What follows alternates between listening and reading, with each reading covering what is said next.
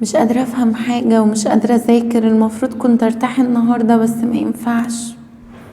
كل زمايلي هيسبقوني في المذاكرة وانا هفضل حاسة بالتقصير طول الوقت. للأسف مش فاهمة حاجة.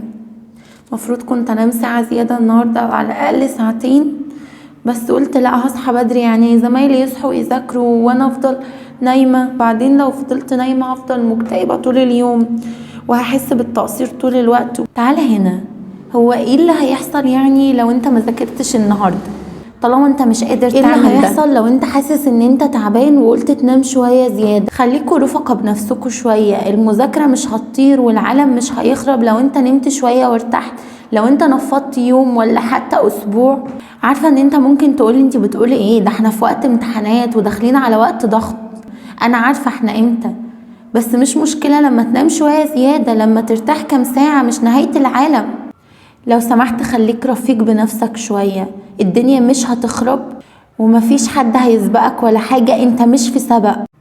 اما بقى الكلام السلبي اللي ممكن تسمعه من حد، ان انت قد ايه مقصر وان انت قد ايه مش كويس وان انت قد ايه مهمل، كبر دماغك، اعتبر نفسك ما سمعتوش. انت محتاج تفصل وتاخد راحة علشان تعرف تكمل. ده اللي هيخليك تبقى فايق، تبقى فاهم اللي انت بتذاكره وتبقى مركز في اللي انت بتعمله. فلو سمحت بعد اذنك ارتاح. الدنيا مش هتطير ويوم واحد اجازة مش هيضر.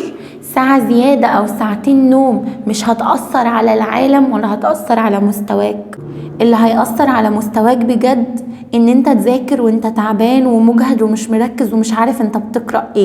اللي هيأثر على مستواك بجد قلة النوم ومزاجك اللي طول الوقت مش حاسس انه احسن حاجة بسبب ان انت مش بتنام كويس. فلو مش قادر تذاكر او عايز تنام بزيادة او محتاج ترتاح شوية، هو ده الوقت المناسب اللي انت تعمل ده. يلا قوم، مستني ايه؟ سلام.